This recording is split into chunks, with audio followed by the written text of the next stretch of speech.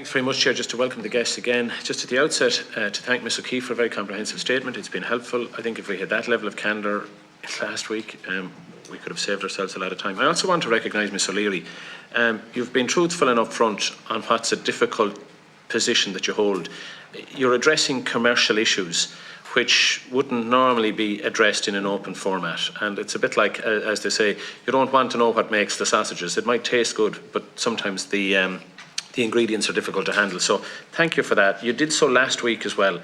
You were direct, you weren't evasive, and I think we owe you a debt of gratitude for that. Mr Lynch, you said that you spoke with the Director of Content this morning. Can you share with us, well, first of all, pass on our good wishes to him, but could you share with us anything that he might have shared with you? Well, the two things that he said to me on the phone was, the first thing, obviously, was the reason he's not here, and he's written a note to his own staff to explain that, is he has been significantly unwell, and that continues to be the case. And once he is better in condition to come before the House, he will. And the second part was, obviously, in terms as Director of Content, he has an editorial role, and he wanted that emphasised. That was it. So, but in time, we will have a full account. What is that? What do you understand that to mean, that he has an editorial role?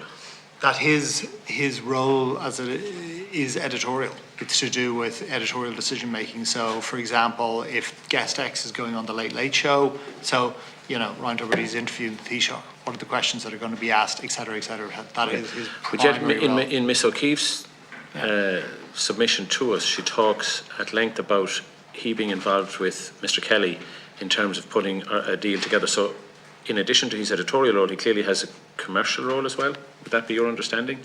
As it's clarified to me, because no, not as clarified to you now. You know what his role is. I do. He has an editorial role. So does he have a role then in terms of negotiation as well? Fee level. Okay.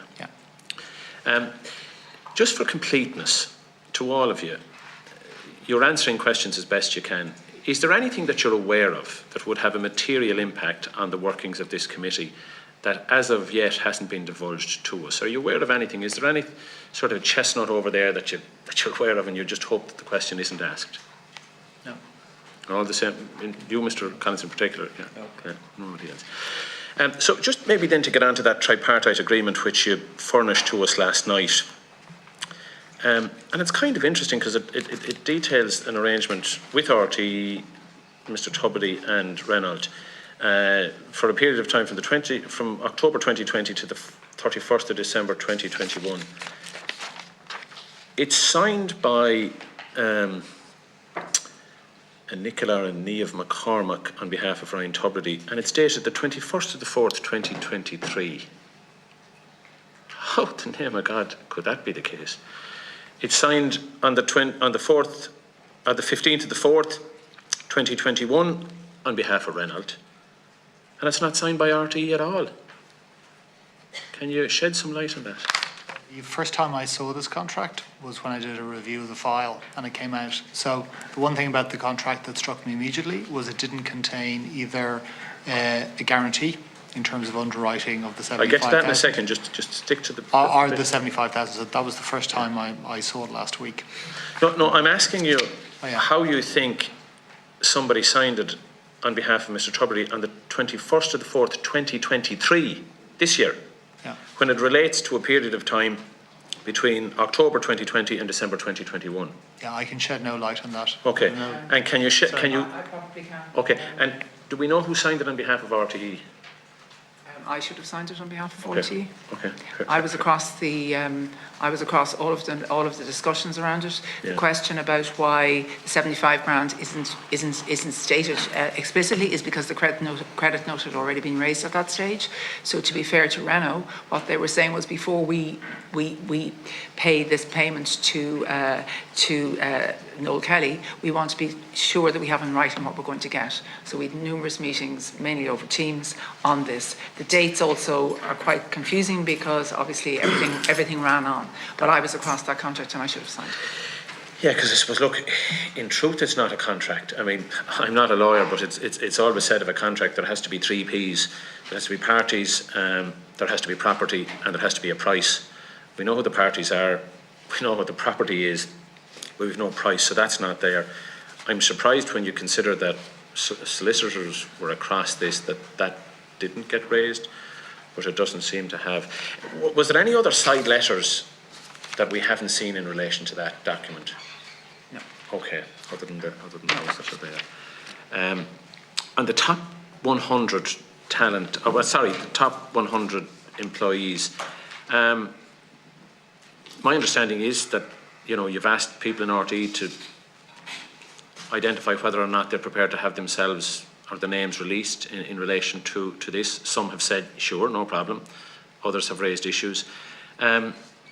If you're finding difficulties, could you just release the names of the people who are prepared to have their salary notified, and a list of those who have chosen not to? You don't have to release the figures relating to the people, but just a list of, say, people who have said, yes, we're okay to have our figures released, and a list of those who don't want their figures released. Sure. Can you do that? Yeah, I can come. I will talk to the DPO and come back to you. Okay, yeah. okay.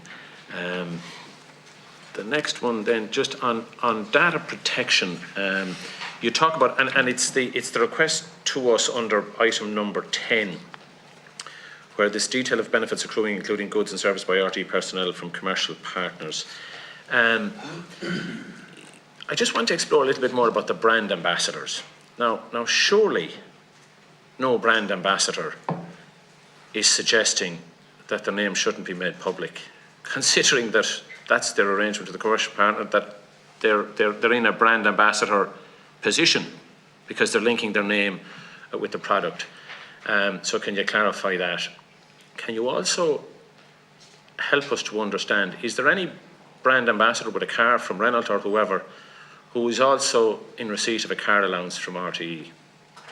Yeah, to deal with both of those questions, I suppose in terms of the first one, the first question was around GDPR, was it? Yeah. Yeah, and brand ambassadors. Yeah. So in terms of that, we obviously need to go through a process with the DPO and respect the rights of individuals, but we're going through that process now. So let's see where that takes us. In terms of, I'm aware of one instance where somebody had a loan of a car. My understanding is that car has been returned, and that individual is a staff member of RTE. So there and will how long would the car have been on loan? I believe for a period of 5 years. Yeah. Jesus, no, right. Okay. Thanks for that. Yeah. So and again, that was not approved. Would there be any individual then that's receiving a car allowance as part of their allowances, while also in receipt of a car or being a brand ambassador? I'll have to verify that, but so, I will. And try to understand in the mileage and other elements there. Is it possible that somebody could be in receipt of a car allowance and not even holding a driver's license? Again, I'll verify that. Thank you. And obviously, as that relates to mileage and any other elements of that. I'm probably no different to anyone else in this space. We've received calls, emails of people with making all sorts of allegations. So I'm just going to throw out some of it, and if people want to respond, it's better than having it on social media. So prior to joining RTE, Ms. Lynch, you ran a production company. I did. And you had some successful endeavours there, and then you sold the company or part of ways from that company or whatever. Correct. Have you retained any format rights to any of the programmes that you would have been part of before? Yeah, it's a good question. So that actually was part of my original contract with RTE, that I could retain format rights.